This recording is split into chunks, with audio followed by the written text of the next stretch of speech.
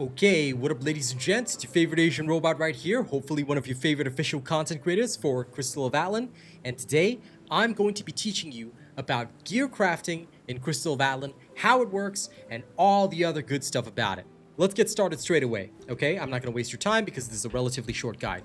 When you finish the first chapter of the game, okay, you'll be brought to Rhine City, alright? So once you're in Rhine City, what you have to do is you have to go and unlock the workshop. All right. Once you go and find Ellie in her new place, okay, which is the workshop over here. I'm just going to take you over there. Okay, once you find Ellie in her new place, and of course, this is where Master Glenn sets up, you will find the gear crafting workshop. This is where you will craft all your gear in the game. Gear crafting is a very simple process. When you go into it, all right, you can even take a look at the gear list via the button down the bottom left-hand side. But basically, your weapons, helmet, everything, you can craft them at specific levels for specific materials. The basic material is found through the story mode and through the elite storyline, all right, as you can see here. And the other material is usually found from exploration, okay? In fact, let me just remove my camera there. If you select the material, it will show you where you can acquire it, either from gathering, or this one is from the storyline. And basically, you can do the same thing for your gloves, pants, shoes, necklace, bracer, ring, seal, talisman, whatever. Crafting is the way that you guys will get all of your gear in this game, including the endgame stuff, because this is how you get the so-called best gear. All gear in the game can be crafted in exchange for either shards, materials, and it has a gold price. Keep in mind that this is your primary use of gold. Some of the endgame gear will cost a fair amount of gold, so be aware of this, alright? Crafting is important, but many people who are new to the game have also asked me for tips because they realize that they can sort of get by without crafting every single piece of gear. And the truth is, you don't need to upgrade every single piece of gear in the game. All right, so I'm going to break this guide down into a couple of sections. All right, this is going to be a really quick explanation. I'm going to go through the main story mode, and then I'm going to go through endgame crafting. Okay, I'm going to try and keep this video as short as possible so you guys know what to do, and then off you go. You can just enjoy the game. Okay, first and foremost, let's talk about during the storyline when you're going through the chapters. Okay, when you are going through the chapters, your journey will start, okay, with the level 20 gear. Most likely, this is the first set of gear that you are going to craft. Now, assuming that you start crafting your gear straight after the storyline, okay, you will start by crafting your level 20 pendant, bracers, ring, and of course the helmet, breastplate, gloves, pants, and shoes as well. Okay, all of this you will start at level 20. You do not need to get the level 25 upgrade. You can skip straight to level 30. Same thing, you can skip straight to level 40. Now, the only thing that you will do most likely is after Wonderland, you are probably going to get the level 45 set, but you're probably going to skip the level 50 set and go straight to what we call the Void set. Why is this the case? Because the Void set is a lot easier to obtain, and it's not that difficult to work with. Most people do not bother getting the level 55 set. Most people will, like I said, they will just go straight to the Void set, and I believe there is a Void set at level 50, if I'm not wrong. Why is it not shown here? Because this is not the level 50 set. There's a set before that. I'm so sorry. I don't know why it's not shown here, which is really, really odd and weird.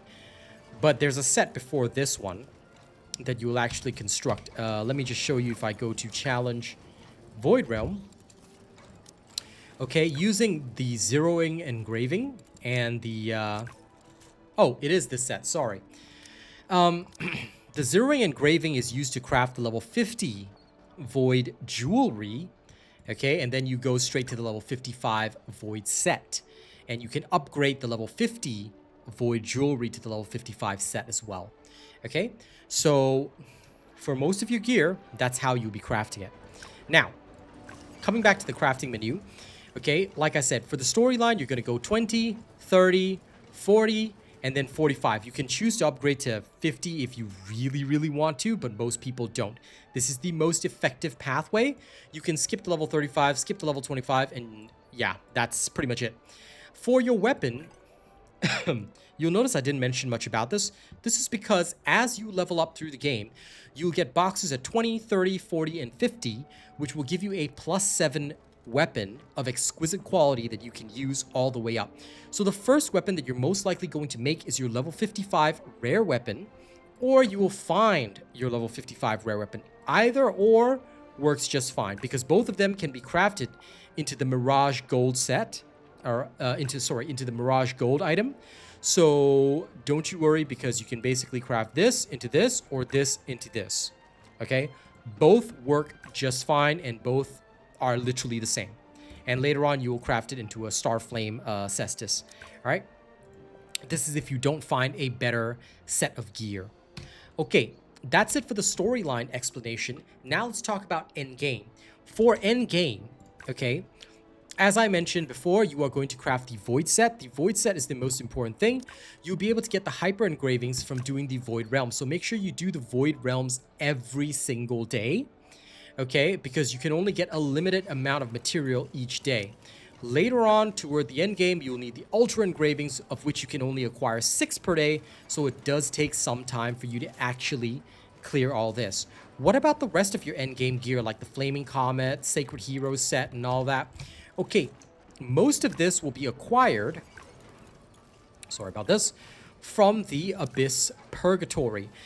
It says that you have to construct shards, but actually you can find these as drops from the Abyssal Purgatory. In fact, you can pray for gear, and every so often, when this meter right here fills up, okay, epic gear is guaranteed on the next drop if you did not already get it beforehand. Okay, this is important. So make sure when you're spending your energy toward endgame, you're spending it mostly here, so you can try and score the epic gear that you need for your class. I recommend getting the accessories first before the main gear, but the choice is yours at the end of the day, what you want to do with that. That's simply my recommended pathway. That's how you do it. So, in quick summary, ladies and gents, how do you craft in this game?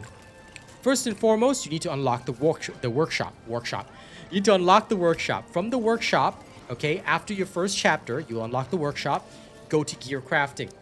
Select the appropriate level. Okay, gear crafting will require materials from the storyline and the elite storyline. And of course, some materials that you can gather. Sorry about the cough. Okay, that is what you require for your gear. Make sure you get a full set of gear. You want to get 20, 30, 40, and then 45. Okay, you do not need the level 50 set of gear. After that, you will be crafting Void base gear. Okay, you will mostly be crafting your Null Shade gear from the Void. All right, and at 55, your full set of Void gear, which is under 55 rare. You'll be crafting your full set of Void gear and then upgrading it along the way as you go along into even more advanced sets. Then, when you are at endgame, you will want to focus on the Abyssal Purgatory, okay, so that you can get your epic gear while praying for it as well. This is something you'll do daily. And of course, you'll be getting plenty of gold and shards along the way. So don't worry, even if you don't get all the gear you need, you can still use the shards that you get to forge the gear you need along with gold. Gear crafting will cost materials and gold, and that is how you do it in Crystal of Atlan. Okay, I hope this guide to gear crafting helps you guys out.